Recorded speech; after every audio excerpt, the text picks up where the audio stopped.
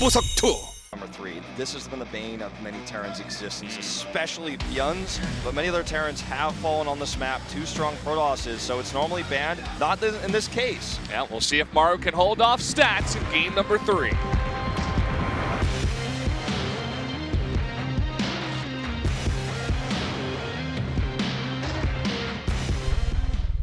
뉴 게티즈버그로 떠납니다.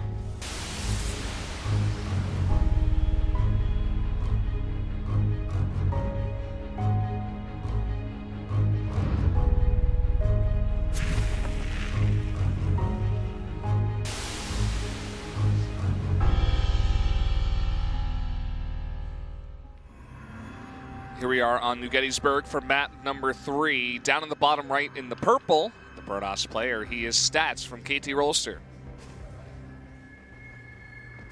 And his opponent to the bottom left, in green, it is Maru, the Marine Prince. Now this map is banned 7 out of 20 times in this tournament for Terrans. And the only other map that was ahead of it in bans is Apotheosis, which was 9 times.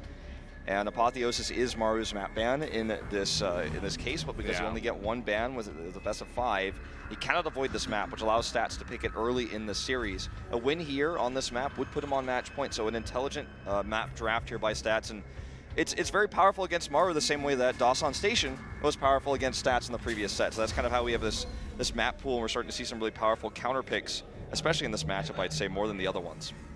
Yeah, I mean, the next one after this is going to be Frozen Temple, a map that's very highly picked by Terrans and banned out a decent amount of times by Protosses. It was only picked by 1 Protoss. I wonder who that was. I mean, it's not a terrible map, but definitely, you know, Terrans are quite, you know, comfortable on a map like that.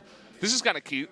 Stats trying to get into the head of Maru very early on, an early scout, and even a block here on the low ground. So Maru going to have to make that CC not in the correct location. The second he starts building it, he cancels it.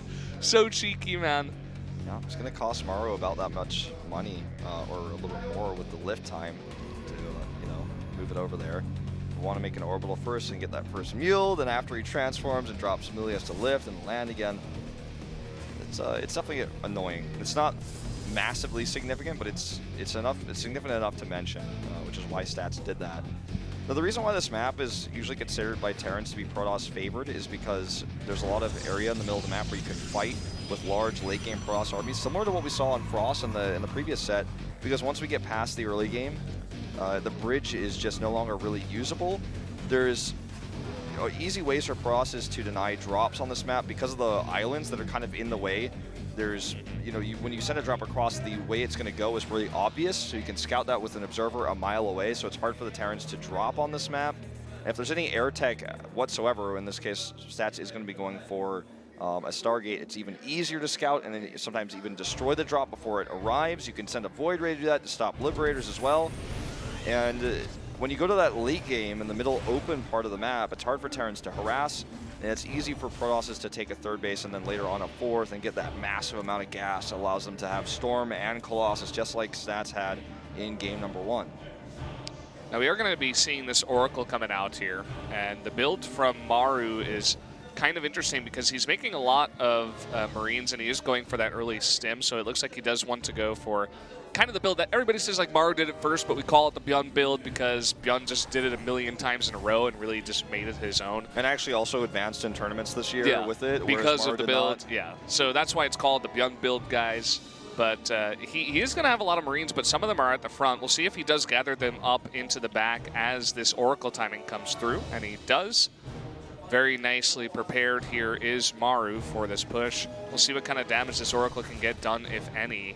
Notice back at home Stats starts at 3rd base. Again, very greedy, very aggressive, but fairly easy to take on this map. While Maru has to be preoccupied with this Oracle. There's nothing Maru can do to pressure that base right now. Yeah. So even though he doesn't get a lot of kills with this allows him a 3rd base, so it's powerful in that way. You know, it's more important that the Oracle stay alive than to get kills, because it's going to keep Maru back in his base, just like you're saying. You know, it's just going to be so annoying in the back of Maru's mind. He's like, well, this Oracle's out there. I got to make turrets. I got to have some units back at home to make sure, you know, that I can defend against this. It's going to delay my push. Oh, this makes me uncomfortable. And even though the Oracle only got 1 kill, it doesn't really matter because it's going to get a big advantage here for the Protoss. He's making a Phoenix as well, which will, if placed correctly, actually shut down the drop. The way he's rallied that, though, almost makes you wonder if he's going to keep making them, and in fact, he will. Maybe just has a small contingency of Phoenixes, say 3 or 4, to shut down drops very quickly on the map. You can use those to harass later on. Usually we see 1 Void Ray. Oh. Nice tag here. He sees the build with the Oracle, and then he tags the 2 medevacs, and he's like, okay, this is the key. If I can just see where these medevacs are coming from, I can defend anything, because I can get my pylons up in my 3rd base, I'll have my units in position. That revelation lasts for a long time. I'm not sure exactly how long. I think it's like 45, 60 seconds, so it's really, really long time. So Stats is going to know exactly where those units are coming from and be ready to defend here. And the 3rd base for Maru is nowhere in sight. Also, if he has to pick up to retreat, he will not be able to do that with Phoenixes. Notice that he doesn't need to make Stalkers because he's making pure Phoenixes. So what's going to happen normally, if you have Blink Stalkers, which Stats is known for, you push this back with the Adepts, the Pylons, and then the Stalkers blink, and you might get a medevac, but it's pretty unlikely. In this case, he can shut it down hard with the Phoenixes. He's going to target this Pylon, but here come the Adepts. He can't stay here. Now, if he picks up, the Phoenixes can chase this. A 3rd dropship is coming as well, and he's making more and more Phoenixes. He's really committing to this right now. I think this is going to be his 4th Phoenix that comes out, so that can come over, help shut this down. Maru needs to be careful. If he really commits here, he will not be able to retreat, and that's something he actually doesn't know right now. He could start to guess because there's not a single Stalker in this composition. Nice snipe on this Widowmine, not even going to get the burrow off. Kind of unfortunate, he put that right in the range of the overcharge. And now with this many Adepts that have so much health, I don't even think he has the Twilight Council out yet, so he's not going to have... Oh, hold that thought. Look at this. This drop does get caught here. So unfortunate. Kills this Marine immediately. Maru's going to instantly turn to attack this base over here, but Adepts are better than Stalkers against Marines, and they're just going to keep fighting here. Even with combat shields, this is just too many Adepts. There's 16 Adepts to 15 Marines. Yeah, sorry, 16 Adepts to 20 Marines. Even that. Yeah, and with the Guardian Shield too that he had the first time, that's why Maru was like, he saw the Guardian Shield and he's like, no, I can't go anywhere near those units. Also the Pylons, the overcharges, the Phoenixes means he needs to get really far away. When you said Maru was instantly going to attack, I thought you were going to say Maru was instantly going to GG, because that's kind of how I feel in this game. You know, I'm sure a lot of Terrans are looking at this map and they're like, well, what is going on? What do I do?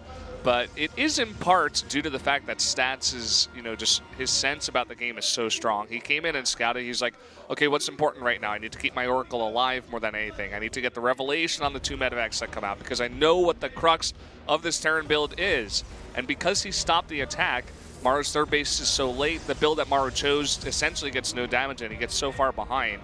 And now Stats he's holding the reins of this game. He can essentially do whatever he wants because he is so far ahead. He's not going to attack because I feel like that's the only way he could lose because his army on the attack is a little bit flimsier with the Phoenixes he's made. But during this time, he will, of course, tech up to those Colossi. He's going to get Resonating Glaives. They just finished. He's going to pressure here as I say this. So, I mean, you know what? He did just add a bunch of extra gates. He added a bunch of extra gates. He has +1 in Resonating Glaives finish. And with 3 Sentries, you get forever Guardian Shields. It's a mostly Marine army, and he knows this. And he can definitely put on some pressure, even as he takes a 4th base. It is it's still a scary Terran army that is a lot of units, especially with the Widowmines being added in. And how high an Adept count you have to be scared of a high number of Widowmines. I feel like this attack is, if I had to sum it up in one word, I would just say unnecessary. Because he has a 4th base coming up. He has a lot of tech coming too. Is he going to commit to this? No, he should. Better not. Also, Liberators are coming out, and he skipped Stalkers entirely. And I know Phoenixes are good against Liberators when they're in Liberation mode, but with Marines underneath them at this high count, you might just lose your Phoenixes straight up. So a tough fight to take here on the aggressive. I'd rather just wait, see him wait to get Colossus range. Now going to commit to this drop. Another turret actually not finishing, and it looks like this Prism will go down. Ouch. That's not good, but he's still finding damage here, stopping these depots, in fact, keeping Maru temporarily supply blocked here. Oh, there's a Widowmine where these are about to shade. Okay, good cancel there. This is so cute. I mean, you can come in here, you have that +1, you can 2-shot these SCVs, and just do a bit of damage. All you're sacrificing is 2 Adepts, and as you said, the full-on attack is unnecessary, but getting a lot of economic damage done is definitely necessary if you want to win the game. It's just that extra bonus. You know, you don't have to overcommit as you take that 4th base, and the follow-up is going to be what's really, really strong. He has Colossi in the way. Every single tech you can think of. He's got Storm, Templar Archives on the way. It's pretty insane. I think the idea here, which I really do like with that push out, was just, all right, let's make Maru take this seriously. Then he just simply sends a drop into the main. Maru was prepared for that, so props to him for that. If he didn't have those turrets, could have been a huge warp in the main, and if he steps away, he could lose his third base. So that's a lot of pressure. That's a really terrifying moment, but Maru was very well prepared. He's not cutting any corners in this game today. Ooh, this is unfortunate. Better cancel that real quick. Oh, okay. There he goes. And this is just more annoyance, you know? He delays the fourth base. It's going to force a lot of this army to go up and actually stim to try to find those adepts. And you know, he assumes there were only two. There's two more up there in the top left that he did not clear out because he saw them shade into the third base. He's not going to be too happy about that. Yeah, and Stats now with this Colossus count is even going to push out over here. He's clearing the bridge for perhaps a little bit more reinforcement power. 2 more Adepts coming into here because they didn't remake that fourth over at that location. And this is a scary army we see here right now. 3 Colossi, and he's got good upgrades here. He's ahead of Maru right now, a whole set. And these Adepts are still not dealt with. He's still getting damage with them. This is unbelievable control from Stats in this game. Just, you know, constant, consistent Adept pressure at all these different bases. And, you know, as you said, he's almost teasing Maru. He's like, I'm going to attack, I'm going to attack, I'm going to attack. But he doesn't. He cancels all the shades but 2. And then Maru's totally out of position, and he just takes another base on the back of it, whereas Maru's, you know, desperately trying to get up this fourth base, but can't. Maru is maxed out, so he's going to start to build a small bank. I would like to see advanced ballistics. I'm not messing around. I think dealing with these Colossi with Vikings alone right now is going to be tough. He already has a large bio army with a good ratio. He's getting ship weapons for these Vikings. Advanced ballistics would also help him deal with storms, as Liberators would be, you know, away from the storms, further away. It'd be safer to use them to siege. But instead, he's going to spend his starport time on these Vikings. It's a game of catch-up he's playing right now, though, to get the ratio right.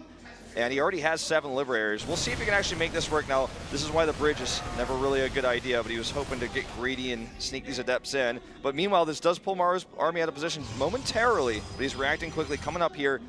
And Stats is trying to attack a base he thinks is there, but Maru just simply doesn't even have another one. And we are seeing this Tempest tech coming up now as well, that Fleet Beacon there. Ooh, quick reaction there on that Templar. He didn't last very long at all, but here come the storms. And he just can't get close to these Liberators trying their best to get into range. Good angle here for Maru, though. He's actually controlled this quite well. Yeah, very patient this time around. You know, in game number 1 on Frost, he saw an opportunity and he took it. This time around, he has to be a lot more careful, though, with the army that Stats has. And, you know, he's correctly identified the situation as well. He's not scared to take these fights, but he has to be very, very careful about how he does it. All right, finally has this fourth base up here. Landed. Uh-oh, look at this! All no. the High Templar totally impede. He actually wants to kill those too if he can. Just not quite able to. So temporarily nullifying them, and in fact, Stats just makes these into Archons. That's just a control mistake. He didn't have it on the right hotkey or something because they were all alone there in the middle of the map. This happened in game 1 too, if you remember too. It didn't matter because Maru was so far behind, but this time he's got a large Liberator army and a nice concave here. But without storms, only 1 goes down. This is a fight Maru absolutely can take here, and he's going to. He's got this Viking count. He has enough bio to support it.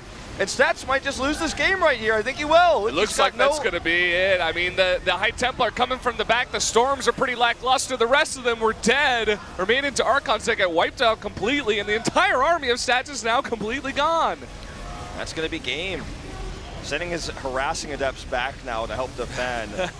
That's not going to be very helpful here. Storm's 1 Liberator. That's not going to be too helpful either. And at this point, you know, just a couple of control mistakes. Stats had complete control of this game, and he was so far ahead on a Protoss-favored map.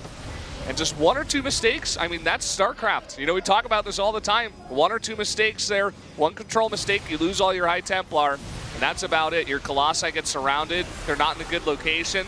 And then Maru just totally wipes out your army. Yep, and we're going to see the remainder of these Frost units get killed, and we will see a type out here, no doubt. Even trying to feed back medevacs with some of those High Templar warping. He's never going to build enough energy for storms. Vikings are clearing this up. Maru has a whole extra army. GG.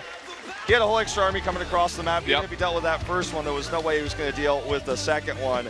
And Maru, one of very few Terrans here towards the end of 2016 to beat a top-tier Protoss on New Gettysburg. Yeah, I mean, consider the ratio we have in this tournament alone in the round of 8. 5 Protoss, 2 Terrans, 1 Zerg.